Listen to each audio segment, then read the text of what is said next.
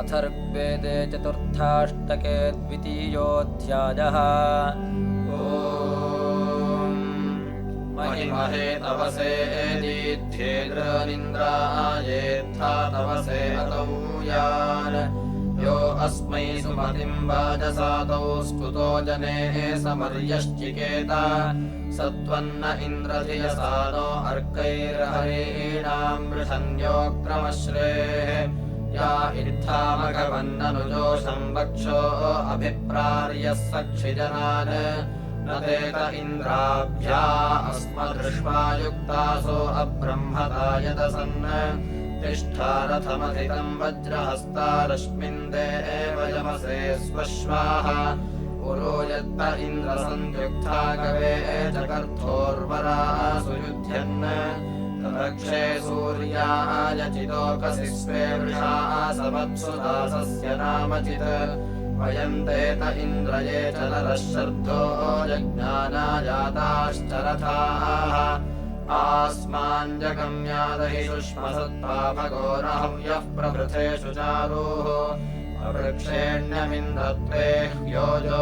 नृम्णानि च नृतमानो अमर्तः स न एनीं वसवानो रयिन्दाः प्रार्यस्तुषेतु विमघस्य दानम् एवान इन्द्रोतिभिरवपाहि गृणतः शूरकारून् उत त्वचन्ददतो वाजसातौ बिप्रीहि मद्धः सुषुतस्य चारोः उतत्येमा पौरुपुत्स्यस्य सूरेऽस्त्रसदस्योर्हिरण्योरराणाः वहन्तु मादशश्येतासो अस्य कैरिक्षितस्य क्रतुभिर्नुसश्चे उदत्येमा मारुताश्वस्य शोणाः कृत्वा मखासो विदथस्य रातौ सहस्रावेच्यवतानो ददान आलोकमर्यो वपुषेनार्चत् उदत्येमा ध्वन्यस्य दुष्टाः लक्ष्मण्यस्य सुरुचो यतानाः मह्नारायः संवरणस्य ऋषेर्वृजन्नगावः प्रयता अभिग्मन्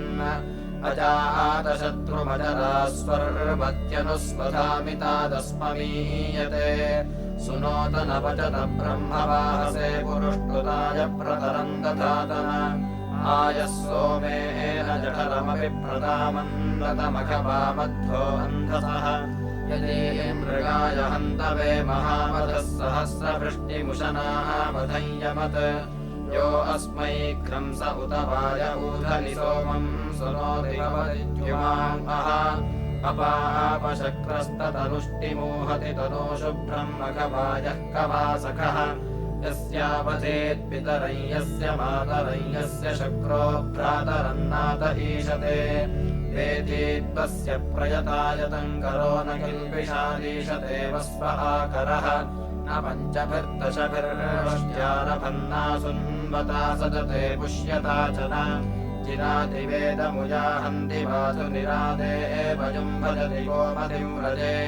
विद्वक्षणः समृतौ चक्रमासजोऽसुन्वतो विषुणः सुन्वतो वृथः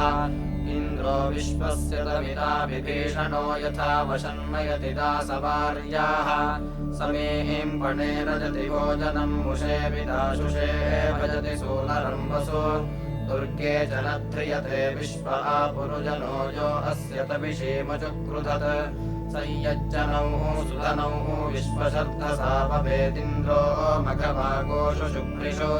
युजं ह्या अन्यमकृतप्रवेपञ्जुतीं गव्यं सृजते सत्त्वभिर्धुनीः सहस्रसामाग्निवेशिं गृणीषे शत्रिमग्न उपमाङ्केतुमर्यः तस्मा आपः संयतः पीपयन्त तस्मिन् क्षत्रममवद्वेषमस्तु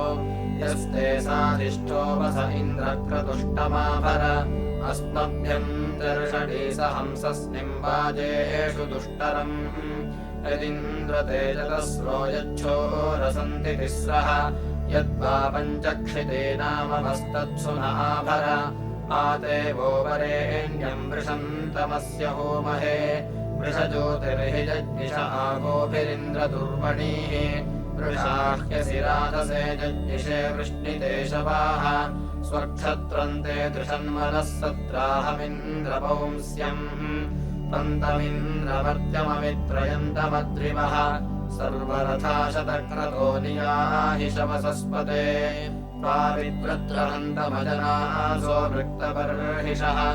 उग्रम् पूर्वेषु पूर्व्यम् हवन्ते वाजसातये अस्माकमिन्द्रदुष्टरम् पुरो जावानमाजिषु स जावानन्धने धने वाजयन्तमवारथम् अस्माकमिन्द्रे हि नो रथमवापुरन्ध्या वयम् शविष्ठवार्यम् दिविश्रवो दधीमहि दिवि स्तोमम् मनामहे स आगमदिन्द्रो यो वसूनाञ्चिके तद्दातुन्दामनोरयीणाम् धन्वचरो नवंसकस्तृषाणश्च कमानः पिबतु दुग्धमंशुम् आते हनो हरिवः शूरशि प्रेरुहत्सोमो न पर्वतस्य पृष्ठे अरुत्वा राजन्नर्वतो न हिन्वन्गीर्भिर्मदेम पुरुहूत विश्वे चक्रन्न वृत्तम् पुरुहूत वेपते मनोभियामे अमतेरिदद्रिवः रथादधिद्वाजरिता सदा वृथकुविन्नुस्तोषन्नखवन्पुरो वसुः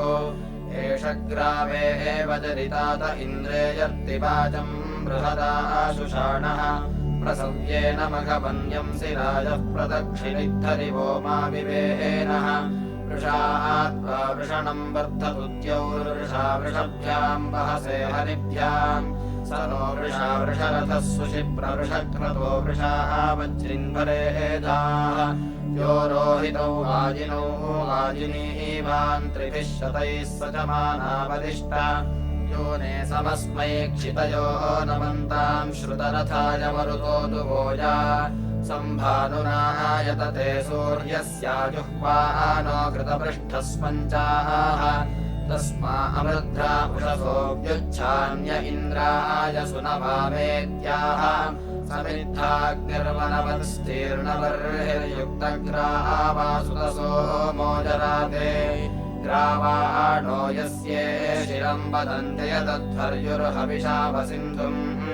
मधुर्यम् पतिमिच्छन्त्येति य ईम् वहाते महिषीमिशिराम् आस्य श्रवस्याद्रथ आजघोषात् पुरुसहस्रा परिवर्तयाते न स राजा व्यथते यस्मिन्निन्द्रस्तीव्रम् सोमम् पिबति गोसखायम् आसत्त्वनैरजति हन्ति वृत्रम् क्षेति क्षिते सुभगो नाम पुष्यन् पुष्यात् क्षेमे अभियोगे भवाद्युभे वृतौ संयति सञ्जयाति प्रियः सूर्ये प्रियो अग्ना भवाति य इन्द्राय सुतसो मोददाशत् पुरोष्ट इन्द्रराधसो बिभ्रीरातिशतक्रतो अथा नो विश्वदर्शने द्युम्ना सुक्षत्रमम् हया यदीमिन्द्रश्रवाय्यविषम् शविष्ठदधिषे अप्रथे दीर्घश्रुत्तमम् हिरण्यवर्णदुष्टरम् शुष्माः सोजेते अद्रिवो मेहनाः केतसापाः उभा देवावभिष्टये दिवश्चग्मश्च राजथः उतो नो अस्य कस्यचिद्दक्षस्य तव वृत्रहन् अस्मभ्यन्द्रम्णमाभरास्मभ्यन्द्रमणस्य से नूत आभिरभिष्टिभिस्तव शर्मन् शतक्रतो इन्द्रस्यामसु गोपाः शूरस्यामसु गोपाः यदिन्द्रचित्रमेहनास्त्रित्वादातमद्रिवः राधस्तन्नो विदद्वस उभया हस्त्याभर यन्मन्यसे वरेण्यमिन्द्रद्युक्षम् तदाभर विद्यामतस्य ते वजमकोपारस्य दामनेः यत्ते दित्सु प्रराध्यम् मनो अस्ति श्रुतम् बृहत् तेन दृढाचिदद्रिव आवाजम् दर्शिसातये अम्हिष्ठम् वो मघोनाम् राजानम् चर्षणीनाम् इन्द्रमुपप्रशस्तये पूर्वेभिर्जुषे गिराः अस्माहित्काव्यम् वच उक्थमिन्द्राय शंस्यम् तस्मा उब्रह्मवाहसे गिरो वर्धन्त्यत्रयो गिरः शुम्भन्त्यत्रयः आयाह्यत्रिभिः श्रुतम् सोमम् सोमपते पिब वृषन्निन्द्रवृषभिर्वृत्रहन्तः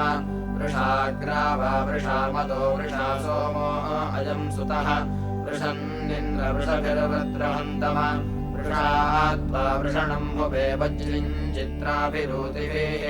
वृषन्येन्द्रवृषभिर्वृत्रहन्तम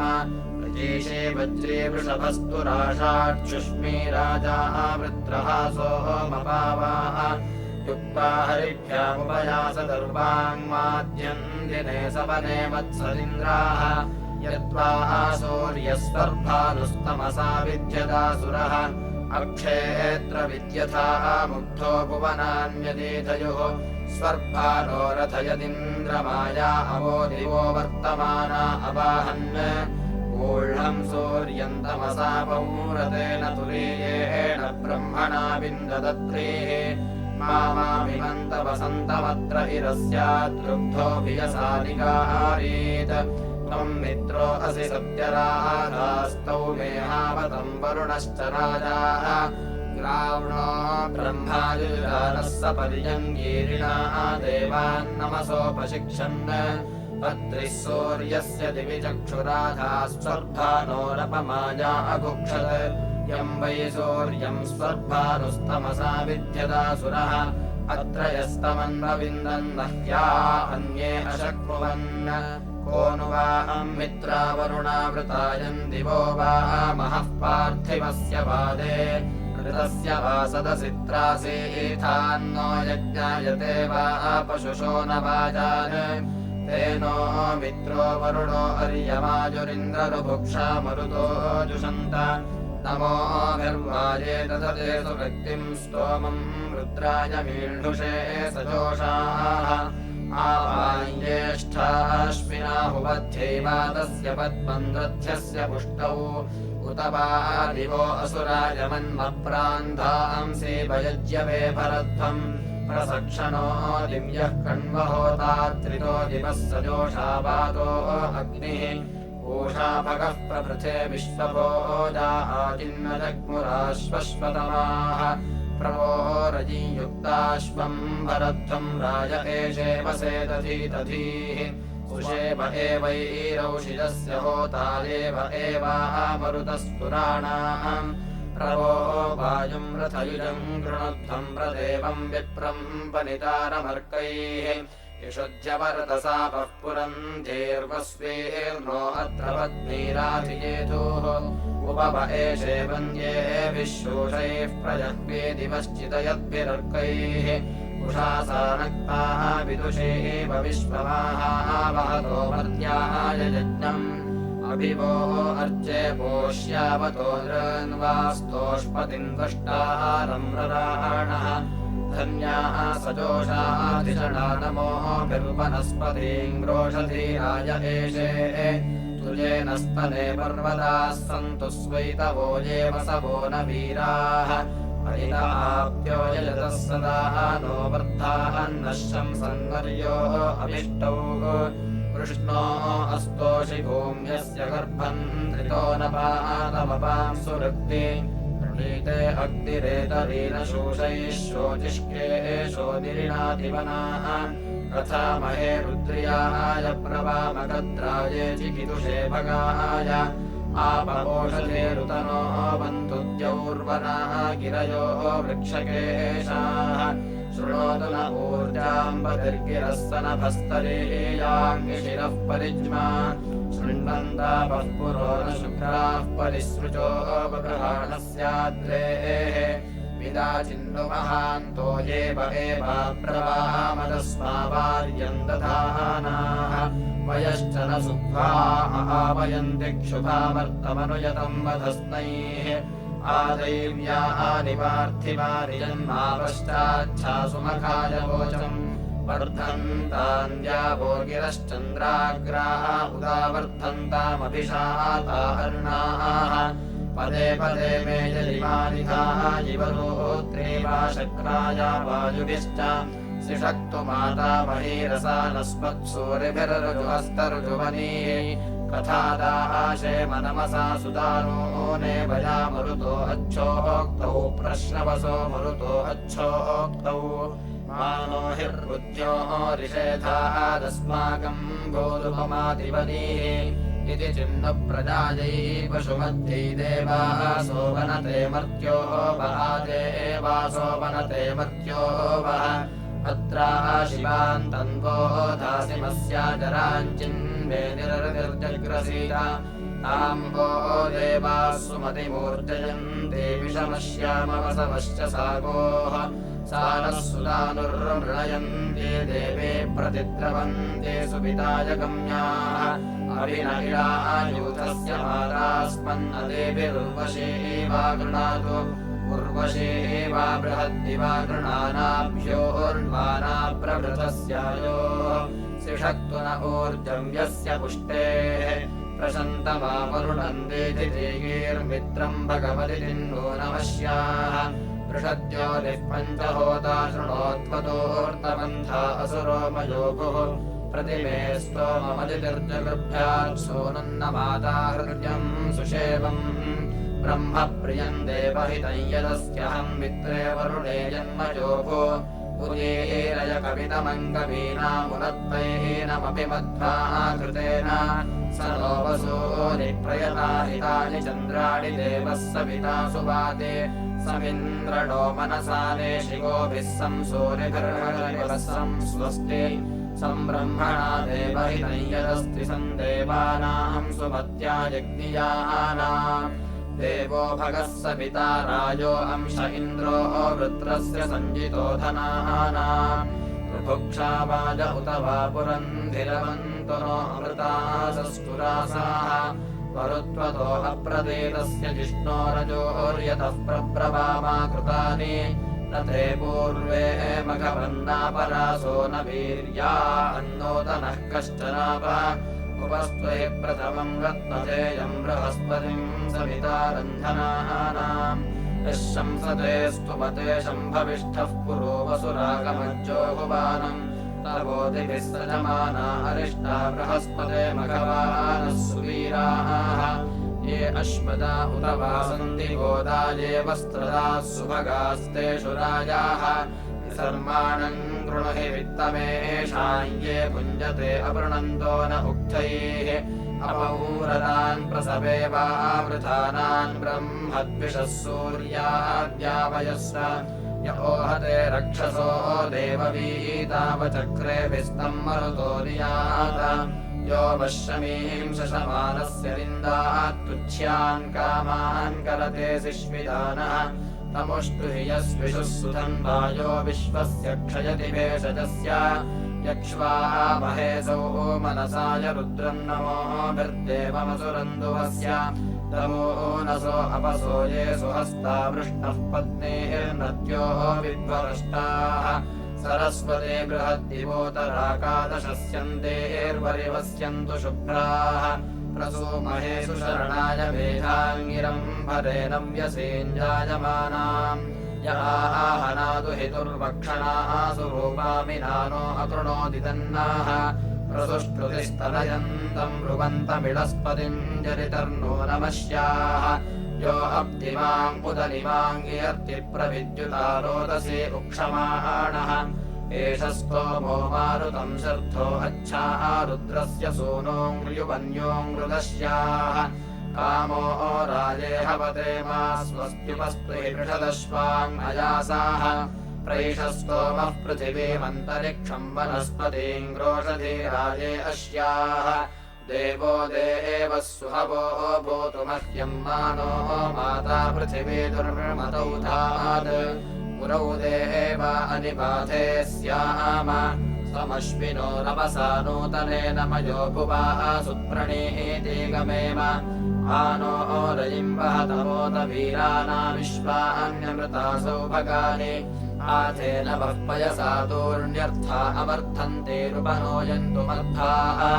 महोराजे बृहते सप्त विप्रो वयो भुवो जलिताजो हवीति आसुष्टुते नमसा वर्तयध्यैद्या वाजाय पृथिवी अमृध्रे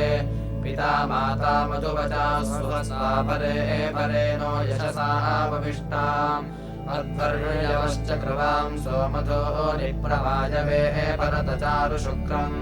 पोते वनः प्रथमः पाह्यस्य देवमध्वो ररिमाते मदाय दशक्षिपो युञ्जते बाहो अद्रिं सोमस्य जाशमितारा सुहस्ताः अद्धोरसम् सुगभस्तिर्गिरिष्ठाञ्जलिश्च तद्दुदुहे शुक्रमंशुः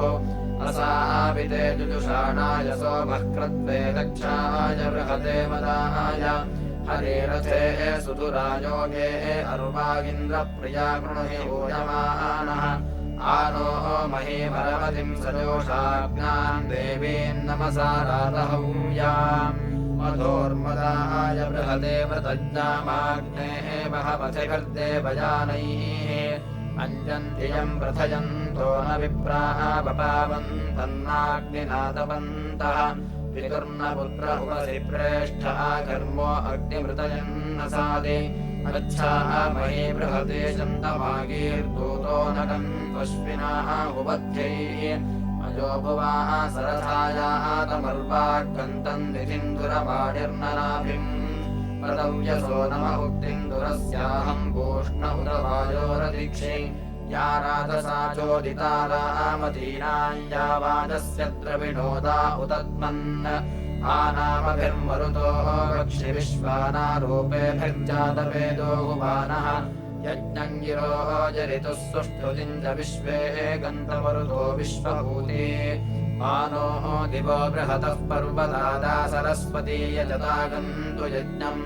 हवन् देवी जुजुषाणा कृताजीशग्वान्नो वाचमुषते शृणोतु आवेधसन्नीलपृष्ठम् बृहन्तम् बृहस्पतिम् सदने सादयध्वम् सादद्यो निन्दमहादेः दिवाम् संहिरण्यवर्णमरुषम् सपेम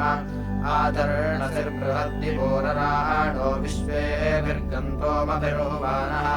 ज्ञावसान ओषधीरवृद्धस्त्रिधातु शृङ्गो वृषभोपजोधाः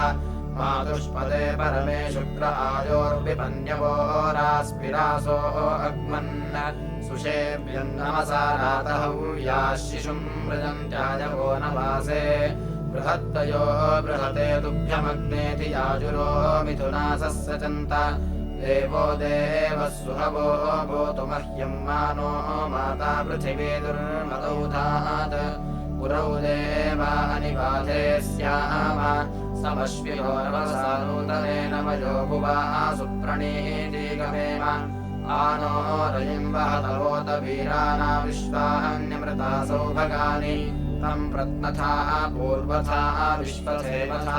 ज्येष्ठतादिम् बर्हिषतम् स्वर्वितम् प्रतीचीनम् मृजनम् दोहसे गिराशुञ्जयन्तमनुजा सुवर्धसे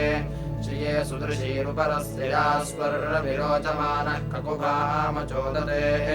सुगोपासि न दभाय सुक्रतो परो मायाभिररतः आसनामते अत्यम् अभिस्सजते सज्जधातु चारिष्टगातुः सहोता सहोपरीः प्रसरस्राणो अनुबर्हिरवृषा शिशुर्मध्ये युवाजरो विसृहाहितः प्रभ एते सुयुजो यावन्निष्टये नीचीरमुष्मय्यम् यरता वृथाः सुयन्तुभिः सर्वशासैरवेषुभिः कृविर्नामानि प्रवणे मुषायते सञ्जर्पुराणस्तरुभिः सुते गृभम् मयाकिनम् चित्तगर्भासु सुस्वरोः धारवागेष्वजगाथ शोभसे वर्धस्वपत्नीरभिजीवो अध्वरे यादृगेव ददृशे तादृमुच्यते सञ्छायया दधिरे सिद्धयाप्स्वा महीमस्मभ्यमुरुषामुरुज्रयो बृहत्सुवीरमनपच्युतम् सहाः वेद्यग्रुर्जनिवान् वा अतिस्पृथः समर्यता मनसा सूर्यः कविः क्रम् संरक्षन्तम् परिविश्वतो गयमस्माकम् शर्म वनवत्स्वावसुः ज्यायाम् समस्य यतुनस्य केतुन ऋषिस्वरम् चरति यासु नामते यादृश्मिन्धायितमपस्य या विदद्य पुष्पयम् वहते सो अलङ्करत् समुद्राः सामवतस्थे अग्रिमा नरिष्यति सवनैयस्मिन्नायता अत्रानहार्दिक्रवणस्य रेजते यत्रामनिर्विद्यते भूतबन्धने स हि क्षत्रस्य मनसस्य चित्तिभिरेवापदस्य यजतस्य सध्वेः अवत्सारस्य स्पृणवामरण्वभिश्रविष्ठम् वाजम् विदुषाः चिदर्ध्यम् श्येन आसामदितिः कक्ष्यो ओमदो विश्ववाहारस्य यजतस्य माजिनाः समन्यमन्यमर्थयन्त्येतवे विदुर्विषाणम् परिपानमन्ति ते सदा वृणो यजतो विद्विषो वधेर्बाहुवृत्तश्रुतवित्तर्यो वस्सजा उपासवरा प्रत्येहाति च यदेहिङ्गणम् भजते सुप्रजावभिः सुतम्भरो यजमानस्य सत्पतिर्विश्वासामोधः स धियामुदञ्जनः भरद्धेनो रसवच्छिश्रिये पयोऽनुब्रुवाणो अध्येति न स्वपन्न यो जागारतमृतः कामयन्ते यो जागारतमुसामानियन्ते यो जागारतमयम् सोम आहतबाहमस्मि सख्येऽन्योगाः अग्निर्जागारतमृतः कामयन्ते अग्निर्जागारतमुसामानियन्ते अग्निर्जागारतमयम् सोम आहतवाहमस्मि सख्येऽन्योगाः जागर्षित्वम् भुवने जातवेदो जागर्षि यत्र यजते हविष्मान् इदम् हविश्रद्दधानो जुहोमितेन पासि गुह्यन्नामगोनाम् विदादिवो विश्यन्नद्रिमुक्तैरायत्या उषसो अर्चिनो गो अपावृतौ व्रजनेरुत्सर्गाद्विदुरो मानुषेर्देव आवः विसूर्यो अमतिन्न श्रियम् सारोर्वाद्गवाम् माता जानतीगात् धन्वर्णसो नद्याः खादो अर्णास्थूणे वसुमिता दृम्भदद्योः अस्मा उक्ताय पर्वतस्य गर्भो महीनाञ्जनुषे पूर्व्याय विपर्वतो जिहीतसाधतद्यौराविवासन्तो दशयन्त भूमा सूक्तेभिर्वो वचोभिर्देवजुष्टैरिन्द्रान् वा अग्ने अवसेहुवध्यैः उक्थेभिर्हिष्माः कवयस्सु यज्ञा आविवासन्तो मरुतो यजन्ते एतोऽन्वा अद्य शुद्ध्यो भवामप्रदुच्छनामिनवा वावरेयः आरे द्वेषांसि सनुतर्तधामायामप्राञ्चो यजमानमच्छा एताधियम् कृणवामासखायोपयामाताम् कृणुतौ व्रजङ्गोः यजामनुर्विशिशिप्रञ्जिगायजया वणिक्वङ्कुरा पापुरेशम् अनोः रोदत्रहस्तयतो अद्रिरार्चन्येन दशमासो न भग्वाः ऋतयते सरमागाविन्दद्विश्वानि सत्याङ्गिराश्चकार विश्वे अस्याव्युषिमाहिनायाः संयद्गोभिरङ्गिरसो न वन्द उत्स आसाम् परमे सतस्थऋतस्य पथा सरमाविदद्गाः आसूर्यो यातु सप्ताश्वः क्षेत्रम् यदस्योर्वियादीर्घयाथे रघुष्येनः पतयदन्धो अच्छायुवाः कविर्दीदयद्गोषु गच्छन् आसूर्यो अरोहच्छुक्रमर्णो युक्तयद्धरितो वीतपृष्ठाः उद्नाननावमनयन्त धीराः आशृण्वतीरापो अर्वागतिष्ठन् धियम् वो अप्सुतदिशे स्पर्शान्ययातरम् दशमासो न भग्वाः अयाधियास्यामदेव गोपा अयाधियातु तुर्यामाद्यम्हाः हयो न विद्वान् अयुजिस्वयन्धुरिताम् वहाविप्रतरणेमवस्युपम् नास्यावश्मि विमुचन्नावृतम् पुनर्विद्वान् पथः पुर एतरुजुनेषति अग्न इन्द्रवरुणमित्रदेवाः श्रद्धः प्रयन्तमारुतोत विष्णो उपाना सत्या रुद्रो अथग्नाः पूषा भगः सरस्वते जुषन्त इन्द्राग्ने मित्रावरुणादितिम् स्वः पृथिवीन्द्याम् मरुतः पर्वताङ्गमः कुबे विष्णुम् भूषणम् ब्रह्मणस्पतिम् भगन्नुशंसम् सवितारमूतये उत नो विष्णुरुतवादो अस्रिधो द्रविणोदा उत सोमो मयस्करत् उतर्भव उतरायेनो अश्विनो तत्पष्टोत विभ्वानुमंसते उदत्यन्नो मारुतम् श्रद्धागमद्दिविक्षयम् यजतम् बर्हिरासते बृहस्पतिः शर्म पूषोतनो यमद्वरोध्याम् वरुणो मित्रो अर्णयमा उदत्येनः पर्वतासः सुशस्तयः सुदीतयो नद्या अस्त्रामणे भुवन् भगोर्विभक्ता शपसा वसागमधुरुव्यच अदितिश्रोतुमेहवम् देवानाम् पत्नीरुषतीरवन्तु नः प्रावन्तु नस्तु जयेवाजसादये याः पार्थिवासो या अपामभिव्रते तानो देवी सुहवाः शर्म यच्छत उदग्नाव्यन्तु देवपत्नीरिन्द्राण्या अग्नायश्विनीराट् आरोदसे वरुणाने शृणोतु यन्तु देवीर्यतुर्जनीनाम् इति चतुर्थाष्टके द्वितीयोऽध्यायः।